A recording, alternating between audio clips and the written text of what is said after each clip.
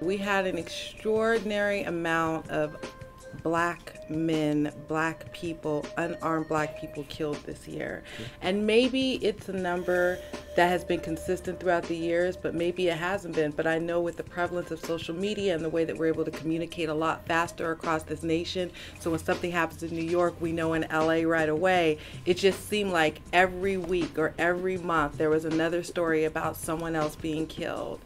And so I agree that the lows, we should look at them as challenges, right? But this is an ongoing challenge that has been going on for years and years and years. And I think, I think as a people, black people have pretty much said in 2014, they have had enough.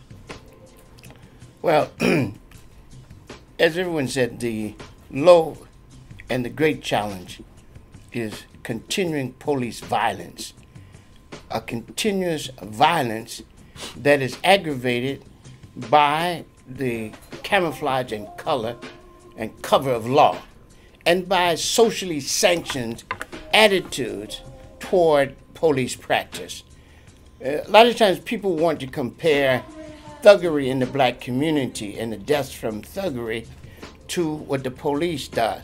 But the police have an advantage. Everybody knows the thug is an outlaw. Nobody agrees with it. Everybody knows it's against the law, and they are, when caught, punished appropriately, or at least punished.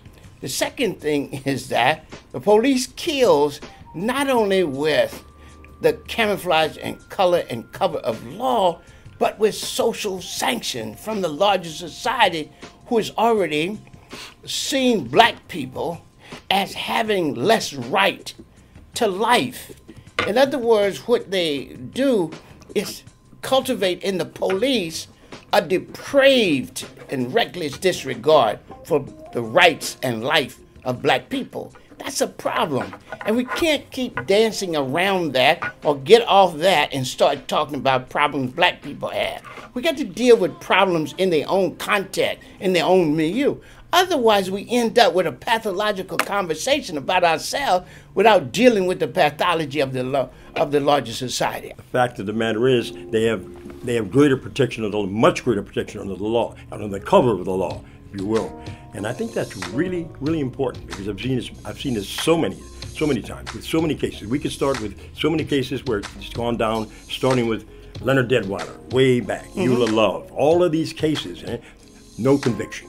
I mean, case after case. And most recently, I'll just say this by way of the context of the topic of police abuse. The Eric Garner, of course, Michael Brown. But here in L.A., a few days later, Ezel Ford got it, and since then other people have had it. There've been Latinos who've had it. I mean, so it's rampant, and that's something we have to deal with. Now, one other thing though, people say, well, what are you dealing with all of this, like you're talking about? Is that negativity? No, that's fact. Now, the other thing is, yes, there are things that have to be done in our community, and things are being done with that. But we have to make that separation real clear. Otherwise, we become sort of targets. We're victimizing ourselves, if there is such a term. And I think we've got to be real careful about that. Real careful, because what that does is makes us complicit in our own oppression. And we should not do that. How do we deal with the fact, I have 5 kids, right? 2 boys. And I think they should have the right to dress like they want to dress. I think they should have the right to have tats if that's what they in fact want to do. As a matter of fact, nowadays, if you look at more police got tats than people on the street. They just make them wear sleeves to cover them.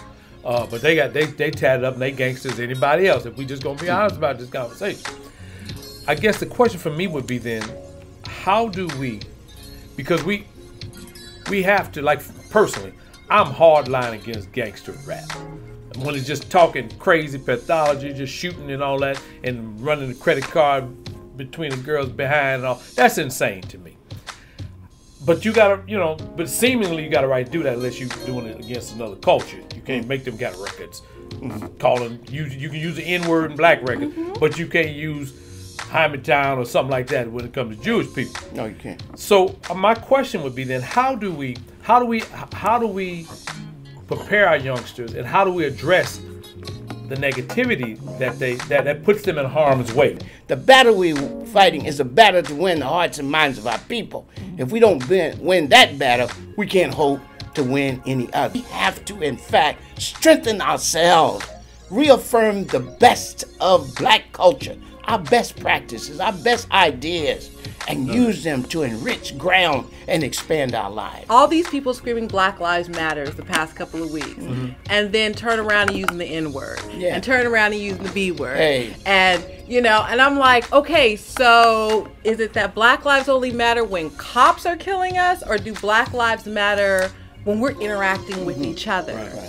And so I appreciate what you said, Dr. Karenga, because I remember when I was younger that I had to go and seek out that knowledge, right? So I hooked up with the Pan-African Film Festival, with Ayuko and Asantua and the Sentinel and all these other and different folks, so I could learn my Black history. I think that's what we don't have enough of, right? So we don't have enough people who even want to be liberated. We don't even have enough people who even know that they're being oppressed, okay?